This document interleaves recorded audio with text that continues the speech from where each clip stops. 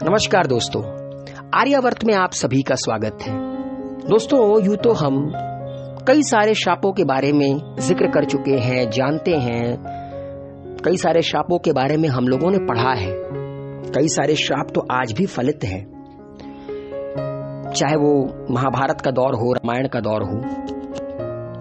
लेकिन दोस्तों, क्या आपको पता है भगवान राम को भी श्राप मिला था। भगवान राम को एक अप्सरा ने श्राप दिया था। क्या श्राप दिया था, कौन थी वो अप्सरा, इसके बारे में आज हम बात करेंगे। निकल पड़ते हैं आज के सफर पर, मगर सफर की शुरुआत से पहले ये डिस्क्लेमर पढ़ना बहुत जरूरी है। दोस्तों, आपको बाली तो याद होगा, किष्किंधा का राजा, भगवान इंद्र का पुत्र, महाबलशाली था बाली को यह वरदान था कि बाली से जो भी लड़ता था, उसके सामने आकर जो भी लड़ता था, उसकी आधी शक्ति बाली के अंदर समा जाती थी और बाली बड़े आसानी से परास्त कर देता था अपने प्रतिद्वंदी को।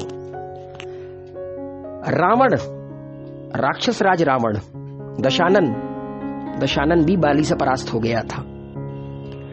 तो दोस्तों, बाली महाबलशाली था, मगर एक वक्त ऐसा आता है जब बाली अपने भाई सुग्रीव को अपने राज्य से निकाल देता है, किष्किंधा से निकाल देता है। उसके खून का प्यासा हो जाता है, उसको जान से मारने की कोशिश करता है कई बार। उसकी पत्नी रूमा, उसकी संपत्ति सबको हड़प लेता है और सुग्रीव बाली के डर से राज्य छोड़कर भाग जाते हैं। फिर बाद में सुग्रीव की मुलाकात राजा रामचंद्र से होती है। सुग्रीव बताते हैं अपने जीवन के बारे में राजा रामचंद्र को। भगवान राम कहते हैं कि तुम एक काम करो, तुम बाली को युद्ध का आवाहन दो, मैं एक बाण में बाली का अंत कर दूंगा। तो दोस्तों, फिर वो मंजर आता है, सुग्रीव जाते हैं, बाली का आवाहन करते हैं, बाली को चुनौती देते हैं, बाली को कहते हैं कि मुझसे द्वंद्व करो। द्वंद्व शुरू होता है और जैसा कि आप लोगों को पता है कि बाली के सामने जो आकर युद्ध करता था, उसकी आधी शक्ति बाली के अंदर समा जाती थी। सामने वाला कमजोर पड़ जाता था, प्रतिद्वंदी कमजोर पड़ जाता था। तो राजा रामचंद्र ने बाली को छुपकर मारा और सिर्फ एक बाण में बाली परलोक सिधार गया। जब राजा रामचंद्र ने बाली को मारा, जब बाली अपने अंतिम समय में था, तो बाली ने अपने पुत्र अंगद को 3 बातें बताई, जिसको जीवन का सार कहा जाता है।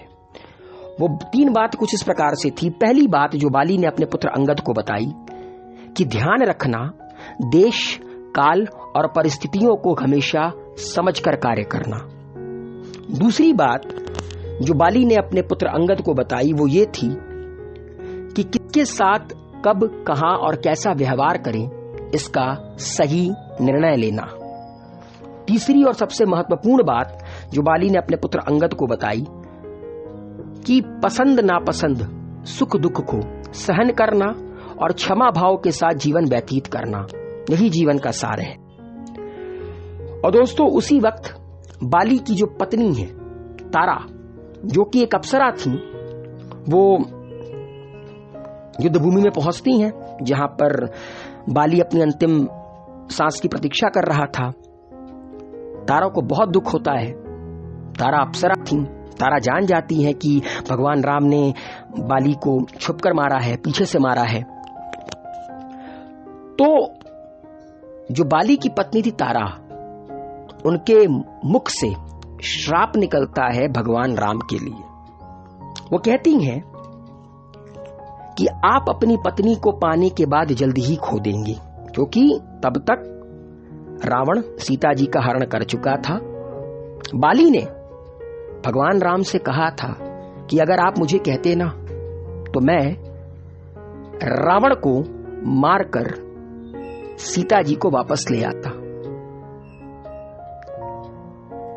तो जो बाली की पत्नी है तारा, वो भगवान राम को श्राप देती हैं कि आप अपनी पत्नी को पाने के बाद जल्द ही खो देंगे, दोबारा खो देंगे। और आगे कहती हैं कि अगले जन्म में आपकी मृत्यु मेरे पति के द्वारा ही होगी। और जैसा कि आप लोगों को पता है, अगला युग आया द्वापर युग। भगवान विष्णु ने भगवान कृष्ण का अवतार लिया, मतलब भगवान राम का जो अगला जन्म था वो भगवान कृष्ण का हुआ। और एक बहेलिया ने छिपकर बाण छोड़ा, उसको लगा कि कोई जानवर वगैरह है, और वो तीर भगवान श्री कृष्ण के पैर में आके लगता है, तलवे में आके लगता है, और भगवान श्री कृष्ण परलोक सिधार जाते हैं। वो बहेलिया कोई और नहीं था, बाली का अगला जन्म था। वो जो सब कुछ हुआ ना दोस्तों, वो तारा के श्राप का फलित होना था। तो अक्सर कहा जाता है कि कभी किसी का दिल नहीं दुखाना चाहिए, क्योंकि श्राप भगवान को भी मिला है और श्राप फलित होते हैं। उम्मीद है आप लोगों को ये वीडियो पसंद आया होगा। आर्यवर्त को अपना प्यार दीजिए, वीडियो को लाइक शेयर कीजिए। हेल्दी रहिए, सेफ रहिए, मस्त रहिए। शुक्रिया, अलविदा, टेक केयर।